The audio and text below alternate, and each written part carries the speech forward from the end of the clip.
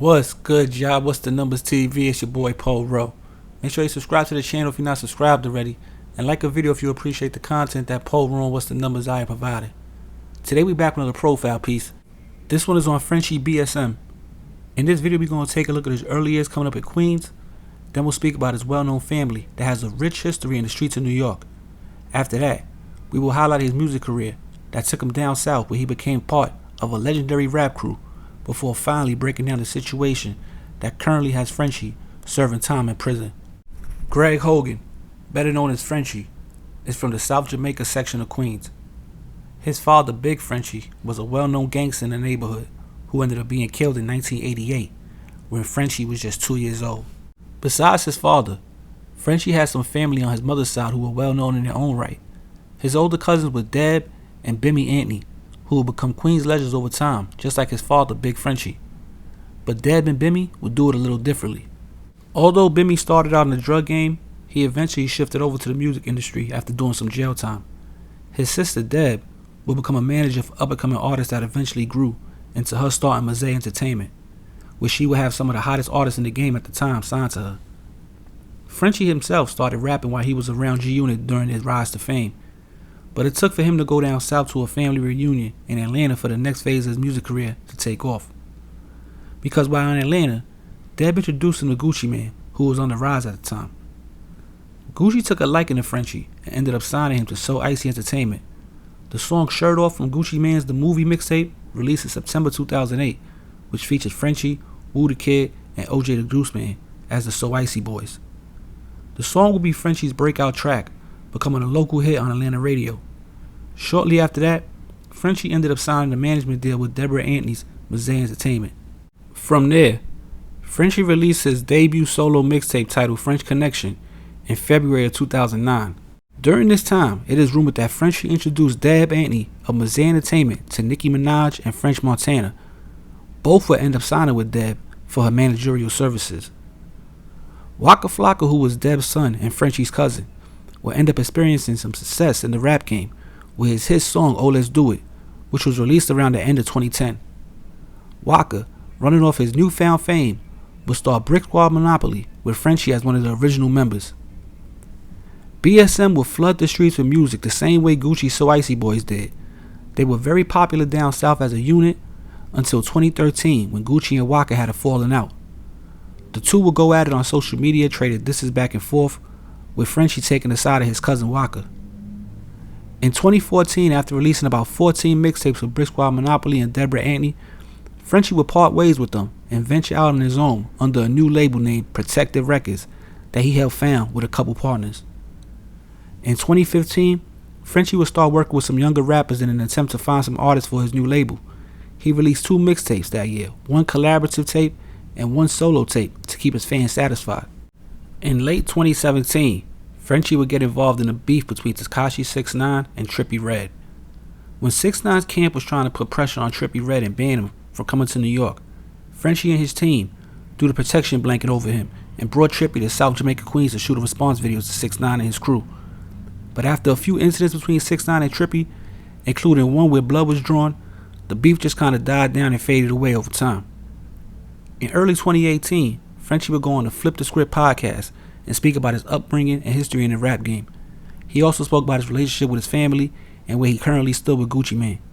The interview was a good look for Frenchie as he finally got to tell his side of the story from start to finish on a respected platform in New York City. In 2019 and 2020, it was regular scheduled programming for Frenchie as he continued to drop music and appear online doing interviews on different hip-hop outlets. During this time, he also continued to throw shots at Gucci Mane over the issues they had throughout the years. Then, in January 2021, an Instagram post appeared with Frenchie fresh out the hospital, showing off bullet wounds after being shot multiple times. In the post, he confirms he was shot, but also expresses how he's lucky and grateful to still be alive, although he never disclosed any information on the shooting. In 2022, the energy around Frenchie felt a little different. Musically, he was back in his bag working with a bunch of different artists like some Bronx drill rappers. He also started running around with Paparazzi Poe a little bit, who was now rocking Frenchie's BSM chain and repping Brick Squad. But something just seemed a little bit off with his demeanor and appearance. It looked like he was secretly dealing with something. A lot of people thought Frenchie was just having a hard time dealing with the death of his mother, which happened a few years earlier. But then in June of 2022, Frenchie's name was in the news again. But this time, it was for being convicted for a home invasion robbery. The story that would come out was that in May of 2021, Frenchie was proved to be one of 7 men who entered the home of a sleeping family in Long Island with the hopes of finding $100,000 worth of marijuana. Once inside, the group forced the family, which included an 18-year-old autistic boy, to lay down on the floor while the rest of the robbery crew ransacked the house. At one point during the robbery, the 18-year-old autistic kid was pistol whipped because he wasn't following orders fast enough. The robbers ended up fleeing the home with just a small amount of cash and an iPhone after realizing they got some bad intel and were in the wrong home.